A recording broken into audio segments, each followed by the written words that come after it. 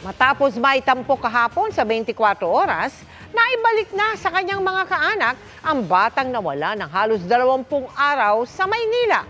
Nakatutok si Oscar Oida. Itong pinakahihintay na tagpo ni Maria Jessica. Ipinagdasal mula pa noong March 20 nang mawala ang anak na si Brielle. Reuniong hindi niya kailanman sinukuan na magaganap kahit halos panawang ng pag-asa sa loob ng 20 araw. Kagabi lang, matapos i-ere sa 24 oras ang pagkawala ni Brielle. Halos di na raw natutulog ang inang si Maria Jessica. Sa mga nakakita po sa anak ko, baka po sakaling may nakakuha sa kanya. Sana po napapakain siya ng maayos. Nakatanggap si Jessica ng tawag.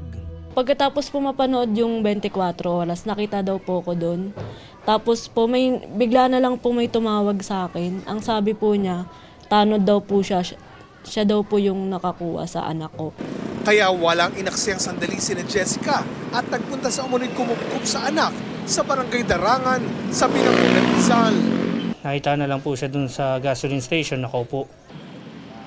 Ayon sa kumupkop kay Brielle na si Jegs Francisco, March 21 nang makita ng mga kapwa niya tanod na palaboy-laboy sa kanilang lugar ang bata. Napakadungis umano at mukhang gutom na gutom. Yung bata, iyak ng iyak. Nagsabi ako kay Hepe na baka pwede libangin ko muna yung bata at maisama sa lugar namin. Naawa ako umiiyak Gusto mang isole, di raw nila matunton ang mga magulang ng bata.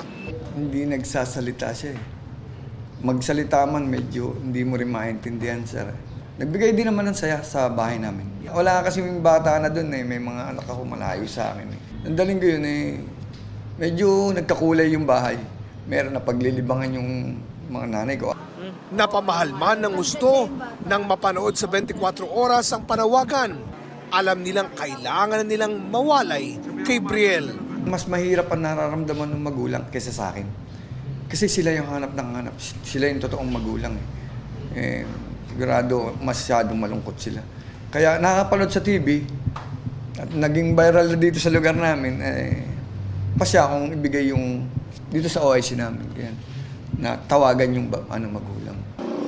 Ngayong nasa piling na nila, pangako ni Jessica, mas babantayan pa ng gusto ang anak at para makatiyak. Ang ginawa ko po sa bahay kanina, yung mga damit po na pambahay niya, pangalis. Sinulatan ko po sa harap ng damit niya, pati sa likod. Name po, address, tsaka po contact number. Yung mga madalas niya pong suotin na t-shirt. Abot langit din ang pasasalamat niya sa mga nag-alaga sa anak at sa mga naging instrumento para mahanap si Brielle. Sir, sobrang nagpapasalamat po ako sa inyo kasi po inaalagaan niyo po yung anak ko. Ayun po, sobrang bait niyo po, tsaka po yung family niyo. Napakabuti po talaga ng Lord.